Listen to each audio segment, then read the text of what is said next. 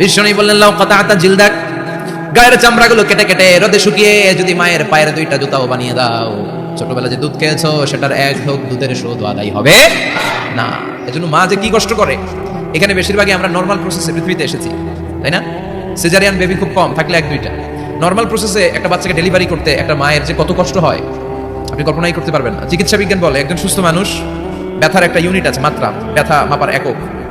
45 unit pain বা ব্যথা একজন মানুষ সহ্য করতে পারে। ব্যথার তীব্রতা বা মাত্রা যদি 45 ইউনিটের বেশি হয়, যদি ছাড়িয়ে যায়, হয় লোকটা বেহুশ হবে, নয় মরে যাবে। আমার আর আপনার মা যখন আমাদেরকে নর্মাল প্রসেসে ডেলিভারি করেছেন তখন তারা 45 না 57 ইউনিট প্লাস 57 থেকে 60 ইউনিটের পেইনও তারা ছাড়িয়ে গেছে। 57 ইউনিটেরও বেশি ব্যথা তারা সহ্য করেছে, যেটা কোনো অ্যাক্সিডেন্টে আপনার দেহের 206টা হাড্ডি আছে, তো 20টা হাড্ডি একসাথে কোনো অ্যাক্সিডেন্টে ভেঙে গেলে যত ব্যথা তার চেয়েও বেশি ব্যথা। এজন্য মায়ের মনে কষ্ট দেওয়া যাবে? মায়ের মনে কষ্ট দিয়ে জীবনে কেউ সফল হতে পারে নাই। সাইয়েদনা মুসা আলাইহিস সালাম আল্লাহর একবার জিজ্ঞেস করলেন, আল্লাহ মাইয়াকুনু জালিসি ইয়াউমাল কিয়ামা, আল্লাহ আমার সাথে কিয়ামতের দিন জান্নাতের সাথী কে হবে? আল্লাহ বললেন, জালিসুকা ফিল জান্নাতি জাযা, তোমার সাথী হবে কিয়ামতের দিন বিচার শেষে জান্নাতে যখন ঢুকবা তোমার সাথী হবে একজন কসাই। কসাই চিনেন? কি করে? গোশত কাটে। সাইয়েদনা মুসা আলাইহিস সালাম অবাক হলেন, ঘটনা কি? কসাই? আমি হইলাম নবী আর আমার সাথে জান্নাতে থাকবে? হাউ কাম ইটস পসিবল, এটা কিভাবে সম্ভব? আল্লাহ বললেন, নিজেই দেখে আসো এটা কেমন কসাই। সাইয়েদনা মুসা আলাইহিস সালাম ছদ্মবেশে কসাইয়ের দোকানে দাঁড়িয়ে রইলেন। দেখলেন স্পেশাল বিশেষ কোনো আমল নাই, কসাই শুধু গোশত কাটে, গোশত বিক্রি করে। দিন শেষে দোকান বন্ধ করে প্যাকেটের ভেতরে গোশত নিয়ে বাড়িতে রওনা হয়েছে। বাড়ির ভেতরে ঢুকে যাওয়ার পর সাইয়েদনা মুসা আলাইহিস সালাম ঘরের দরজার কড়া নাড়লেন। কসাই বলে, মান আনতা, তুমি কে? মুসা আলাইহিস সালাম বললেন, আনা মুসাফির, আমি মুসাফির, থাকার জায়গা নেই, আপনি যদি থাকার জায়গা দেন আপনার বাড়িতে থাকবেন। কসাই বলে, আসেন। সাইয়েদনা মুসা আলাইহিস সালাম ঢুকলেন। কসাই বলে, এই ঘরে একটু থাকেন, ওই ঘরে আমার একটু কাজ আছে। মুসা আলাইহিস সালাম বললেন, যান, কাজ সেরে আসেন। মুসা আলাইহিস সালাম খেয়াল করলেন ওই ঘরে মাচার উপর থেকে বয়োবৃদ্ধ এক নারীকে তিনি নামিয়ে গোসল করালেন, টাওয়াল দিয়ে গা মুছিয়ে দিলেন, নতুন জামা পরিয়ে দিলেন। এরপর দোকান থেকে আনা সুন্দর গোশতের টুকরাটারে নিজ হাতে কেটে রান্না করলেন। তারপর রুটি বানালেন, আর গোশত আর রুটি হাতে নিয়ে ওই মহিলার মুখে তুলে দিচ্ছেন। মহিলা খাচ্ছে, খায় আর বিড়বিড় করে কি যেন দোয়া পড়ে। সুবহানাল্লাহ পড়বেন না? ওই মহিলাকে খাওয়ানোর পরে কসাই সাইয়েদনা মুসা আলাইহিস সালামকে মেহমান হিসেবে খাবার নিয়ে আসলেন। বললেন, ও পথিক, খাবার খান, সকালবেলা আপনিও চলে যাবেন, আমিও যাব আমার দোকানে, কে আপনি ঘুমিয়ে পড়েন। মুসা আলাইহিস সালাম বললেন, ততক্ষণ পর্যন্ত তোমার আনা খাবারে আমি হাত দিব না যতক্ষণ না তুমি বলবা ওই মহিলাটাকে। কসাই বলে, হাদিহি উম্মি, এটা আমার মা, হাদিহি উম্মি, এটা আমার মা। এই দুনিয়া এই মা ছাড়া আমার কেউ নাই, আমিও ছাড়া আমার মায়ের কেউ নাই। তাই প্রতিদিন দোকানের কাজ শেষ করে গোশত এনে রান্না করে আমার মারে আমি খাওয়াই। হাদিহি উম্মি, এটা আমার জনম দুঃখিনী মা। সাইয়েদনা মুসা আলাইহিস সালাম, বুঝলাম তোমার মা, কিন্তু তুমি যখন রুটি তোমার মায়ের মুখের ভেতরে তুলে দিচ্ছিলে তোমার মা বিড়বিড় করে কি যেন পড়লো, কি পড়ে তোমার মা? কসাই বলে, আমার মায়ের একটা পাগলা দোয়া আছে। কি দোয়া? আমি জানি কশিন কালো এই দোয়া কবুল হবে না। আবেগের বশবর্তী হয়ে প্রতিদিন আমার মা আমার খেদমতে আমার উপর এত সন্তুষ্ট হয়ে যায়, এত খুশি হয়ে যায়।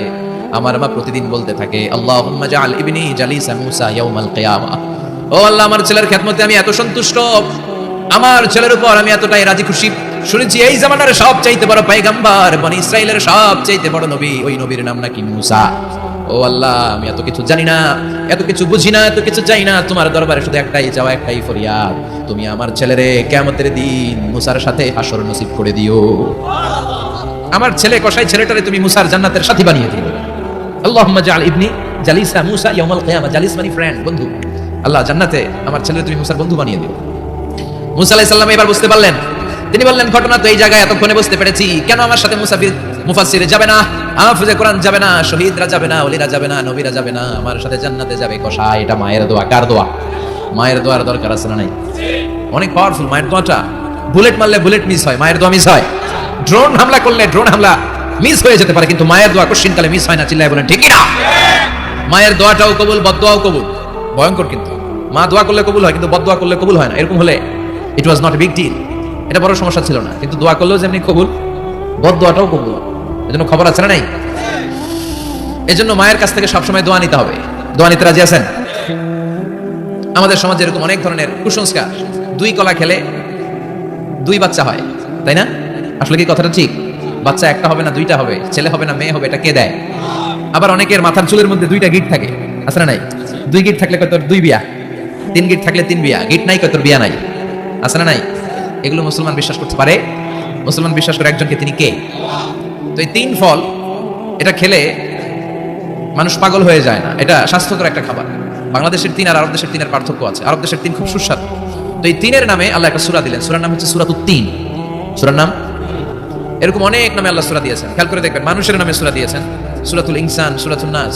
আবার ইন্ডিভিজুয়াল 6 জন পুরুষ মানুষের নামে সূরা দিয়েছেন, 6 জন নবীর নামে, একজন ওলির নামে। সূরা হুদ, সূরা ইউসুফ, সূরা ইউনুস, সূরা মুহাম্মদ, সূরা ইব্রাহিম, সূরা নূহ, আছে না নাই? আবার সূরা লোকমান, আছে না নাই? মানুষের নামে সূরা, তাই না? তো 7 জন পুরুষের নামে সূরা, আর মাত্র একজন নারীর নামে আল্লাহ সূরা দিলেন। বলেন তো এই সূরাটার নাম কি? মারিয়াম। তো রেশিওটা কম হয়ে গেছে না? পুরুষ 7 জন, নারী একজন। নারীরা যাতে রাগ না করে, নারীদেরকে বুঝ দেওয়ার জন্য আল্লাহ সব নারীদের নামে আলাদা একটা সূরা দিলেন। সূরার নাম, তার মানে আল্লাহ নারীকে খুশি রাখতে চায়, বিশ্বনবীও নারীদেরকে খুশি রাখতে চায়। আমার অনেকে বলে হুজুর আপনি নারীদের পক্ষে কথা বলেন বেশি। আমি সবার পক্ষেই বলি, যার যেটা অধিকার তাকে সেটা দিতে হবে, ঠিক কিনা? নারীরা সম্মানিতা, তাদেরকে সম্মান দিতে হবে। বিশ্বনবী তাদেরকে সম্মান দিতেন। মায়েশাকে বিশ্বনবী সবসময় আগে সালাম দিতেন। সুবহানাল্লাহ পড়েন। খাদিজা রাদিয়াল্লাহু তাআলা আনহাকে আল্লাহ তাআলা আরশের উপর থেকে সালাম পাঠিয়েছেন। এজন্য নারীদেরকে সালাম দিবেন বেশি বেশি। ঘরে সুখ শান্তি নাই, অনেকে বলে ঘরটা নাকি জাহান্নামের টুকরা, কারণ সালাম নাই। সালাম মানে শান্তি। সালাম মানে কি? সালাম সালাম হাজার সালাম সকল শহীদ স্মরণে, আমার হৃদয় রেখে যেতে চাই তাদের স্মৃতির চরণে। পড়েন আমিন। সালাম মানে চিল্লায় বলেন। জান্নাতীরা যখন জান্নাতে ঢুকবে, ফেরেশতারা জান্নাতীদেরকে কি বলবে? সালাম, শান্তি। Enter the paradise with peace and security. শান্তি এবং নিরাপত্তার সাথে জান্নাতে ঢুকে যা। এজন্য ঘরটারে শান্তিময় বানাতে চাইলে সালাম দিতে হবে। কি দিতে হবে? আজ থেকে স্ত্রীকে সালাম দিবেন তো ইনশাআল্লাহ। পড়েন। আমার মাইকের আওয়াজ যদি বোনদের কানে যায়, মাদের কানে যায়, আপনাদেরও বলি আপনারাও আগে আগে সালাম দিবেন। এই দৃশ্য বাচ্চারা দেখলে বাচ্চারাও সালাম শিখবে, ঠিক কি না? মা খাদিজার ব্যাপারে আল্লাহ বলেছেন, জিব্রাইল তুমি যে খাদিজারে আমার পক্ষ থেকে সালাম দিয়ে দাও, আর খাদিজারে বলে দাও জান্নাতে খাদিজার জন্য এমন ঘর আমি প্রিপেয়ার করে রেখেছি যেই ঘরের ভিতরে কোনো নয়েজ নাই, কোনো আওয়াজ নাই, কোনো ডিস্টার্ব নাই, আছে শান্তি। সুবহানাল্লাহ। কারণ বিশ্বনবীর জন্য খাদিজা নিজের ঘরটার এরকম নয়েজহীন, কোলাহল মুক্ত, শান্তিময় করে রেখেছিলেন।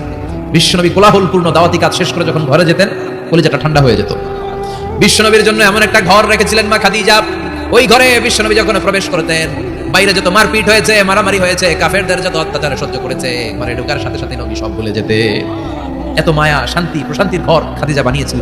এজন্য আল্লাহ বলেছে, জিব্রাইল খাদিজারে বলো খাদিজার জন্য এমন জান্নাত আমি রেখেছি যে জান্নাতে কোনো সাউন্ড নাই, আওয়াজ নাই, ডিস্টার্ব নাই, কোলাহল নাই, কোনো নয়েজ নাই। চিল্লায় পড়েন আল্লাহু আকবার।